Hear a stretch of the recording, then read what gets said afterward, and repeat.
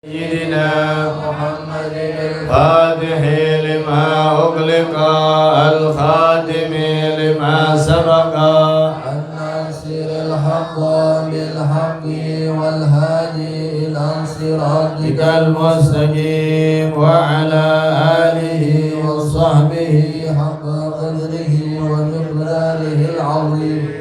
اللهم أخرجنا من ظلمات الوهم وأكرمنا بنور الفهم وافتح علينا بمعرفة العلم وحسن أخلاقنا بالحلم وسهل لنا أبواب فضلك وانشر علينا من خزائن رحمتك يا أرحم الراحمين. Taqabbalallahu minna karim. Silakan dibuka kitab walau sedikit kita baca ya, untuk tidak menggugurkan kewajiban menuntut ilmu. Kitab yang baru ada di halaman 16 baris yang kelima dari bawah. Kitab yang baru ada di halaman 16 5 baris dari bawah.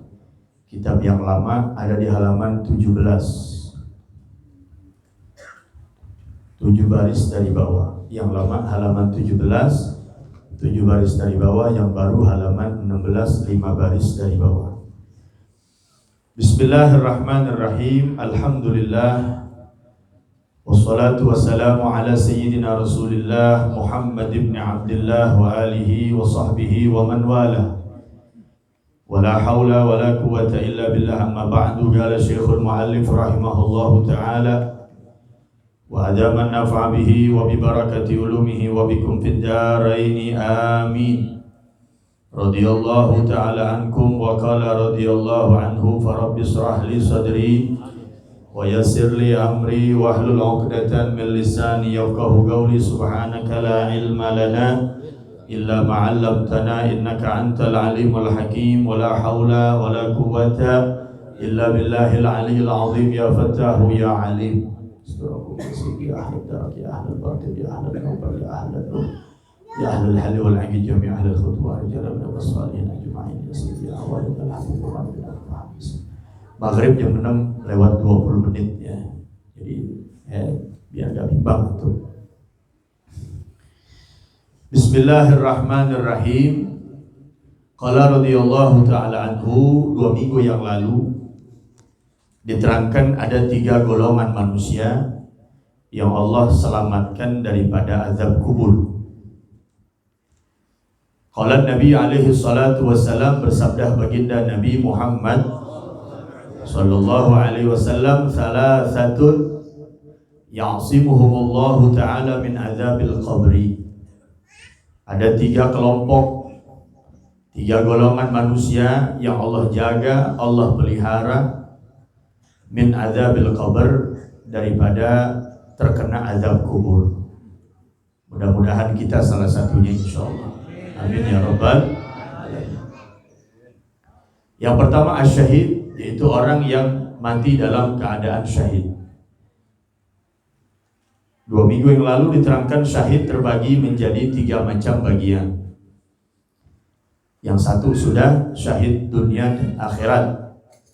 Itu orang yang berperang melawan orang-orang kafir yang niatnya untuk mencari redha-Nya Allah. Kenapa mereka disebut orang syahid? Sumia syahidan li syahadatillah wa rasulih lahu bil jannah. Dinamakan orang syahid karena Allah dan Rasulnya bersaksi bahwa orang itu akan mendapatkan surga. Wakila ada yang menyatakan li'annahu yashhadul jannata hala mauti. Dikategorikan orang syahid, disebut orang syahid kenapa? Karena ketika dia meninggal dunia, dia diperlihatkan surga oleh Allah Subhanahu wa taala. Jadi li'annahu yashhadu, karena dia menyaksikan, melihat dengan matanya hala mautihi, ketika kematiannya datang, al jannah, diperlihatkan tentang surga yang akan ditempati oleh dirinya. Oleh karena itu disebut orang itu mati syahid. Nah, syahid itu ada syahid dunia, Ada syahid dunia akhirat, ada syahid dunia dan ada syahid akhirat. Syahid dunia akhirat kemarin sudah. Itu orang yang berperang melawan orang-orang kafir yang niatnya lillah wa fillah, untuk menegakkan kalimat tauhid, menegakkan agamanya Allah. Maka orang ini tidak perlu disolatkan, tidak perlu dimandikan, langsung dikuburkan atau dikafani, langsung dikuburkan. Sababnya tidak disolatkan li'annahu maghfurun, karena dia telah mendapatkan ampunan dari Allah. Yang kedua ada syahid dunia. Syahid dunia pengertiannya huwa man mata fi ma'arakatil kufar wa kanat niyatuhu dunyawiyatan. Syahid dunia adalah orang yang meninggal di medan perang. Jadi meninggalnya itu harus di medan perang, baik syahid dunia, baik ataupun syahid dunia akhirat. Tapi kalau dia selesai peperangan lalu pulang ke rumah misalnya, ada luka-luka di badannya, nggak lama kemudian dia meninggal, itu nggak disebut syahid dunia ataupun syahid dunia akhirat. Hanya disebut syahid akhirat nantinya. Itu disebut syahid dunia man mata fi ma'rakatil kufar, orang yang meninggalnya di medan perang melawan orang-orang kafir. Wa kanat niyatuhu, dan niatnya dia dunyawiyah, untuk mendapatkan dunia. Itu kal ghanimah karena ilal ghanaim awis sum'ah, seperti dia mencari ingin agar dia mendapatkan harta rampasan perang atau ingin mendapatkan pujian dari orang sekelilingnya, biar dibilang berani, dia dibilang kesatria, misalnya begitu. Niatnya bukan lillah wa fillah, dia mati di medan perang, maka dia digolongkan bukan syahid dunia akhirat tapi syahid dunia. Gitu. Karena amalan akhirat bisa kosong dari pahala kalau kita niatkan bukan karena Allah. Kita baca Quran, baca sholat sunnah, niatnya bukan karena Allah, maka itu kelihatannya bentuknya akhirat, cuma kosong dari pahala. Kita pengen dipuji orang baca Quran, dapat pujian. Kita pengen dipuji orang ketika bersedekah, dapat pujian. Cuman pahala dari Allah nggak dapat. Bentuknya akhirat namun kosong dari pahala. Ada yang bentuknya dunia, seperti kita makan, kita minum, kita tidur, kita mandi, itu semuanya bentuk perihal pekerjaan duniawi. Tapi kalau kita niatkan ketika makan untuk kuat tubuh kita ibadah kepada Allah, ada nilai pahala.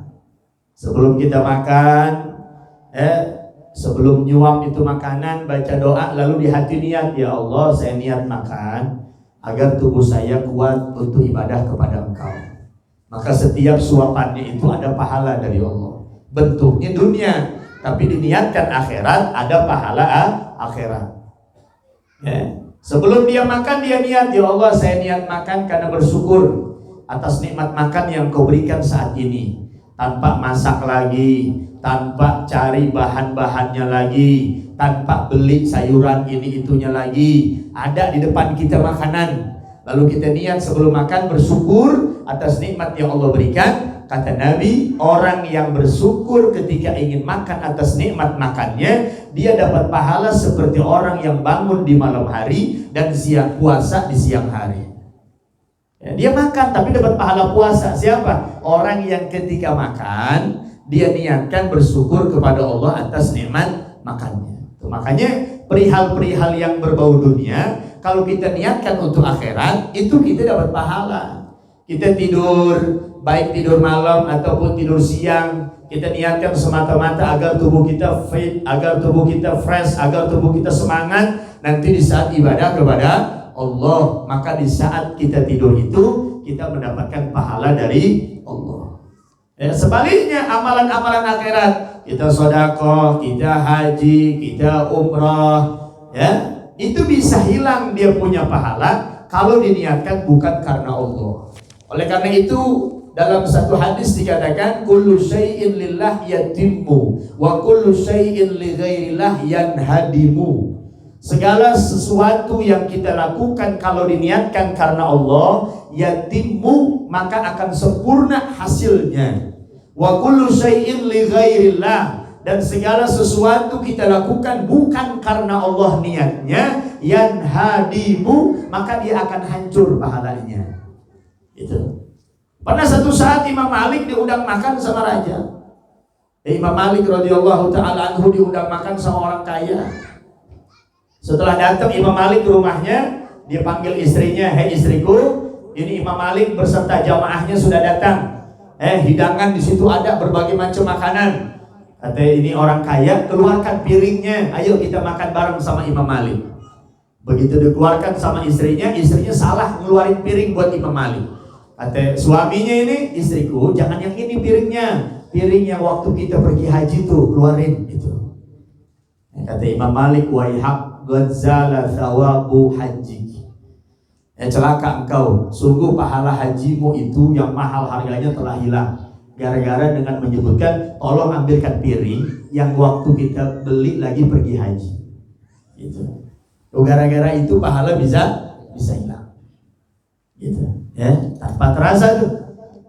Gara-gara nyebutin piring, tolong ambilin piring yang lagi kita pergi haji. Yang kita beli di Mekah tuh, yang harganya 100 real misalnya. Ambilin, jangan yang ini sih piring hadiah Rinso, jangan. Misalnya begitu. Beli Rinso kan dapat hadiah tuh piring, beli Garanta tuh piring. Mencong sono mencong sini.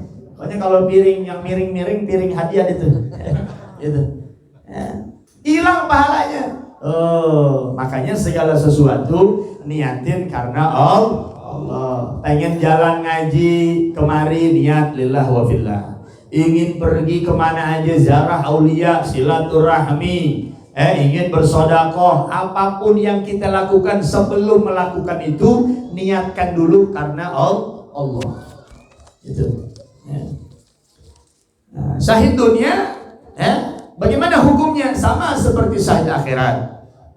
Fala nugassal, tidak perlu dimandikan. Wala nusalla, tidak perlu disolatkan. Wa nukaffin wa nadfinuh, hanya dikafankan dan dikuburkan. Jadi syahid dunia sama, nggak perlu disolatin, nggak perlu dimandiin, cukup hanya dikafani dengan dikubur langsung. Gitu. Yang ketiga ada syahid akhirat. Wahum katsirun, syahid akhirat ini sangat banyak golongannya. Ausalahum ba'duhum ila sab'in, ulama-ulama menyebutkan sampai 70 orang. 70 golongan manusia bisa mendapatkan titel mati syahid. Jadi sekali lagi, orang mati syahid kenapa disebut mati syahid? Li'annahu yashhad hala mauti al-jannah. Karena dia menyaksikan ketika kematiannya diperlihatkan surga oleh Allah. Oleh karena itu disebut syahid. Baik itu syahid dunia akhirat, atau syahid dunia ataupun syahid akhirat. Kalau syahid akhirat, itu perlu dia dimandikan, perlu dikafani, perlu disolati, lalu dikuburkan. Jadi seperti orang mati biasa, seperti orang meninggal biasa. Dimandiin dulu, lalu dikafanin, lalu disolatkan, setelah itu dikuburkan. Siapa itu orang-orang yang mati syahid? Kenapa disebut mati syahid akhirat? Li'annahu sababu tasmiyati bidzalik li'annahu yusamma syahidan fil akhirah la fid dunya. Nanti orang-orang ini nih yang 70 itu dia dapat panggilan gelar di hari kiamat, disebut hai orang-orang yang mati syahid akhirat gitu. Makanya disebutnya syahid akhirat gitu. Siapa? Kaman kutila duna malih, seperti orang yang terbunuh karena mempertahankan hartanya. Rumahnya dirampok, lalu dia lawan perampoknya, agar tidak berhasil mengambil itu harta yang dia miliki atau dibegal. Lalu dia lawan sampai dia berkelahi untuk melawan itu begal, terbunuh dia saat itu, maka dia matinya mati syahid karena mempertahankan dia punya harta. Gitu. Au nafsi, atau mempertahankan kehormatan diri, kehormatannya. Ketika dia ingin dibunuh sama orang, ada orang zolim sama dia, lalu dia lawan kezolimannya, sampai akhirnya dia kalah misalnya, sampai dia terbunuh oleh orang yang zolim, maka itu matinya syahid akhirat. Sama seperti laskar FPI yang 6 orang itu, insya Allah mereka syahid akhirat. Gitu. Nggak disebut syahid dunia akhirat karena nggak perang lawan orang kafir. Meskipun ada beritanya baku tembak artinya kan. Gitu. Itu syahid akhirat mereka. Karena mereka diperlihatkan oleh Allah, insya Allah diperlihatkan oleh Allah tentang surga yang akan mereka tempati. Wal mabtun, orang yang sakit perut, diare, mencret-mencret, sampai bolak-balik kamar mandi berulang-ulang kali sehingga dehidrasi dia, kekurangan cairan, sampai lemas badannya, lemah badannya, gara-gara dia kebanyakan buang air, di saat itu dia meninggal dunia, maka dia dapat syahid akhirat. Itu, tapi jangan juga mau begini, nggak enak beritanya. Bang Ajat kemana meninggal, mencret-mencret, penyakitnya apa sih? Bang Ajat dia sehat aja gitu kan? Itu. Bang Jelani kemana? Kelihatan sehat-sehat aja nih, itu. Bendahara JM nih sehat-sehat aja kelihatannya. Kenapa meninggal? Mencret-mencret dari subuh sampai sore, meninggal gitu. Itu syahidnya syahid akhirat. Wal gharik, orang yang mati tenggelam, juga orang yang mati tenggelam itu digolongkan orang mati syahid. Wal harik, orang mati terbakar, itu juga digolongkan orang mati syahid. Nah, di sini dikatakan juga waman mata fi talabil ilm, dan orang yang mati dalam keadaan menuntut ilmu. Nggak mesti di majelis matinya, enggak. Jangan di majelis, nyusahin orang tak, gitu. Jadi kita niat, ya Allah ya Rabb, selama saya hidup, saya akan niat menuntut ilmu terus sampai saya mati. Lagi enak-enaknya ngaji, umur sampai, gitu. Pengajian itu tetap ada, tapi umur dia sudah sampai. Kullu ummatin ajal, kan? Likulli ummatin ajal. Setiap umat itu ada ajalnya. Wala yastakhiruha sa'ah wala yastaqdimun. Kalau ajal sudah sampai, nggak bisa dimajuin, nggak bisa dimundurin. Jadi kalau udah waktunya meninggal, udah pasti datang. Kita nggak harus kita takuti yang namanya kematian itu. Kita jangan takut dengan yang namanya kematian. Kita takut nggak takut, mati itu akan datang. Kita jangan takut yang namanya dengan kematian. Setiap manusia pasti akan mati. Sudah baku dalam Al-Quran. Qul innal maut alladzi tafirruna minhu fa innahu mulaqikum. Kemanapun kalian kabur menghindar dari yang namanya mati, fa innahu mulaqikum. Kematian itu akan datang kepada kalian. Tsumma turaduna ila alimil ghaib wasyahadah. Kemudian setelah kalian mati, kalian akan dikembalikan antara alam ghaib dan alam syahadah. Alam ghaib, alam akhirat, alam syahadah, alam dunia. Tengah-tengahnya namanya alam barzakh. Yang kita harus lakukan, persiapkan perbekalan sebanyak-banyaknya. Jadi jangan kita takuti yang namanya kematian. Merenung tentang kematian harus, tapi jangan takut dengan yang namanya kematian. Yang kita harus lakukan adalah mempersiapkan perbekalan untuk perjalanan kita yang sangat jauh. Hanya Imam Abi Hamid Al-Ghazali dalam kitab Bidayatul Hidayah, beliau menyatakan, ketika engkau diberikan umur 100 tahun, Allah berikan engkau umur 100 tahun. Dari sejak balik engkau cari dunia sampai usiamu setengah menua. Taruh kita cari dunia sampai umur kita 40, 50 tahun, setelah itu kita pensiun dari pekerjaan kita. Untuk apa kita cari dunia selama itu? Dari sejak balik sampai usia 50 tahun, berharap tahun-tahun berikutnya di masa tua kita dapat kesenangan. Karena kita punya celengan, kita punya tabungan. Bukan begitu? Benar gak nih kira-kira? Ya kan? Kita hidup di dunia sesaat. Taruh umpama kita dikasih umur 100 tahun sama Allah. Dari sejak balik kita cari dunia sampai kita pensiun. Pensiun umur 57, 50 tahun atau 60 tahun, pensiun dari pekerjaannya. Maka dia dapat pesangon, dapat uang atau tabungan dia punya, di berbagai macam bank yang dia taruh, atau batangan-batangan emas dia simpan di rumahnya, berharap masa tuanya bisa senang. Rumah dia beli, mobil dia beli. Kenapa begitu? Tujuannya agar bekal dia di masa tua cukup. Kenapa? kita nggak menyadari bahwa kita ini pasti akan yang namanya mati datang kepada kita. Lalu kenapa kita nggak mempersiapkan bekal sebanyak-banyaknya? Walhal akhirat itu nggak ada akhirnya. Dunia ada akhirnya. Sebanyak apapun dunia kita cari, sebatas apa yang kita punya, begitu umur sampai, ajal sampai, mobil yang mewah kita nggak pakai ke kubur. Kita nggak masukin tuh mobil ke liang kubur, nggak bisa. Kuncinya aja nggak bisa, udah. Dicari sama anak antum. Ustaz Sadapi punya mobil Mercy misalnya. Beliau meninggal dunia nih, mobilnya nggak ikut ke liang kuburnya, kuncinya juga nggak ikut. 2 minggu yang lalu saya terangkan di Masjid Al-Islam bahwa ketika manusia itu mati, maka akan ikut 3 hal. Yang pertama keluarganya, yang kedua hartanya, yang ketiga amal ibadahnya. Begitu kita pulang ke rahmatullah, siapapun, mau saya, mau Cing Nini, mau Bang Dudung misalnya Bang Dudung sama Cing Nini besok pulang bareng nih dia. Itu semua nganterin, Pak Jawas nganterin, Cing Iim nganterin, saya sebagai tetangganya nganterin. Motor Cing Nini yang atu-atunya itu dipakai juga ke kuburan. Kalau memang kuburnya jauh, ya kan? Semuanya ikut. Cing Awi ikut, amal ibadahnya pun ikut, tetangganya ikut. Namun begitu Cing Nini sama Bang Dudung masuk ke liang lahat, mau Cing Awi ikut ke liang kuburnya? Gak mau, enak aja, lu duluan aja begitu. Keluarganya pulang, saudaranya pulang, tetangganya pulang, kendaraan dia, kekayaan dia dibawa pulang ke rumah. Yang tetap di kuburnya itu amal ibadahnya. Makanya mawas diri. Sekarang banyak orang meninggal dadakan. Orang pada meninggal banyak dadakan.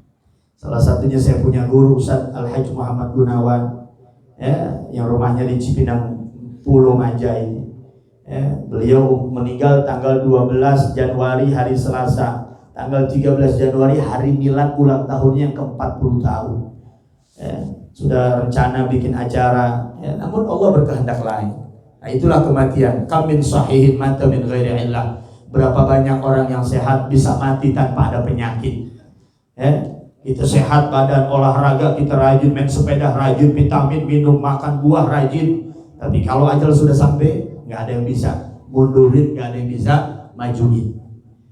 Wa kam min saqimin asahina min dahar. Dan berapa banyak orang yang dirawat di rumah sakit, diponis COVID, diponis kanker, diponis TBC, diponis jantung, tapi masih hidup sampai saat ini.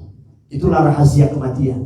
Agar kita mengambil ibrah dan pelajaran bahwa kita semua pasti akan mati, mau dalam keadaan apapun, mau dalam keadaan sehat, mau dalam keadaan sakit, mau dalam keadaan miskin, mau dalam keadaan kaya, kita akan didatangi kematian. Yang jadi hal, apakah kita mati dalam keadaan husnul khatimah atau na'udzubillah matinya su'ul khatimah. Mudah-mudahan kita semua matinya husnul khatimah. Insyaallah kita dapat niat nuntut ilmu sampai akhir ajal menjelang, kita baru berhenti ngaji. Kalau dia mati saya berhenti ngaji, ya Allah. Itu namanya kita kalau meninggal dunia insyaallah dapat gelar mati syahid. Meskipun disolatin, dimandiin, dikafanin, disolatin kayak orang biasa meninggalnya. Cuman begitu masuk ke liang lahat, dia disambut oleh malaikat, naumatul arus. Tidurlah engkau seperti tidurnya pengantin baru. Karena 2 malam yang sangat ditakuti, 2 malam yang sangat diharapkan oleh setiap manusia. Ada 2 malam yang bisa orang itu bahagia, bisa orang itu bersedih di dalamnya. Yang pertama, malam yang setiap orang akan merasakan kebahagiaan adalah malam pertama jadi pengantin. Malam pertama disebutnya Lailatul Zifaf. Ustaz Sadapi waktu jadi pengantin malam pertamanya empot-empotan beli. Campur aduk antara kaget, nggak nyangka, sama senang. Ya kan? Pak Sahroni, karena aja beliau udah tua. Waktu mudanya tanya deh waktu malam pengantin. Ustaz Jamal, Bang Olik apalagi? Sampai bewok-bewoknya dikerok sama dia. Karena bahagia dia menjadi sesosok sepasang pengantin yang tadinya tidur sendiri ada yang nemenin, tadinya guling kaku diajak ngomong diem, dibanting diem, ini gulingnya bisa bergerak, ya kan? Senang dia. Itu pertama tuh, setiap manusia pasti merasakan kesenangan ketika jadi pengantin baru. Mau jadi pengantin yang baru yang pertama atau yang kedua sama dah pokoknya. Bang Dung nikah lagi nih misalnya nih. ketemu jodohnya nih, ketemu lagi jodohnya. Malam pertama pasti Bang Dum bahagia. Gitu. Mudah-mudahan ketemu jodohnya. Jangan sendirian mulu, menggorengan gak ada yang nyuci, gitu. Cariin tuh, buat Bang Dum. Gitu. Yang kedua, malam setiap orang pasti akan merasakan kegelisahan, ketakutan yang luar biasa. Malam pertama dikubur. Malam pertama dikubur tuh. Kita hari ini meninggal, dikuburin, Zohor, Asar, itu malamnya tuh sangat menakutkan buat kita. Nggak ada yang nemenin kita di situ. Makanya semasa hidup jangan pernah kita nyakitin orang lain. Semasa hidup senangkan orang sebanyak-banyaknya. Semasa kita hidup bantu hajat-hajat orang. Karena itu yang akan nanti menjelma di kubur kita. Dan dia menyatakan ketika kita kaget, ketika masuk ke liang lahat, ada malaikat menjelma menjadi seseorang yang wajahnya tampan, wajahnya bercahaya, badannya wangi. Lalu kita kaget di liang lahat ada orang lain. Kita tanya, man anta, siapa engkau? Dari mana engkau datangnya? Apa kata dia? Saya adalah malaikat yang dijelmakan oleh Allah untuk menghiburmu, karena dulu engkau telah menghibur hati orang lain. Dulu ente pernah nyenangin hati orang. Sekarang nih, dari hasil kesenangan yang ente berikan kepada orang, Allah jelmakan saya untuk menemanimu sampai hari kiamat. Jangan bikin sakit hati orang, jangan bikin kecewain orang, jangan suka nipu orang, jangan nyusahin orang. Semasa kita hidup kita singkat. Yuk sama-sama sering kita bantu hajat orang, sering kita nyenengin hati orang. Insya Allah pulang ke rahmatullah, sebutan nama baik kita dapat, di barzakh pun kita dalam keadaan senang. Insya Allah. Mudah-mudahan semuanya diberikan kesehatan, panjang umur, dan nanti kita ditakdirkan hidup dalam keadaan muslim, mati dalam keadaan muslim. Di alam barzakh iman kita dipertahankan oleh Allah. Di saat hidup iman kita diperkuat oleh Allah. Ketika mati iman kita dipertahankan oleh Allah. Dan kita matinya husnul khatimah. Insya Allah. Sampai di sini. Nanti kita akan lanjutkan. Wallahu a'lam bishawab. Rabbi zidna ilma warzuqni fahma. Ya arhamar rahimin, ya arhamar rahimin.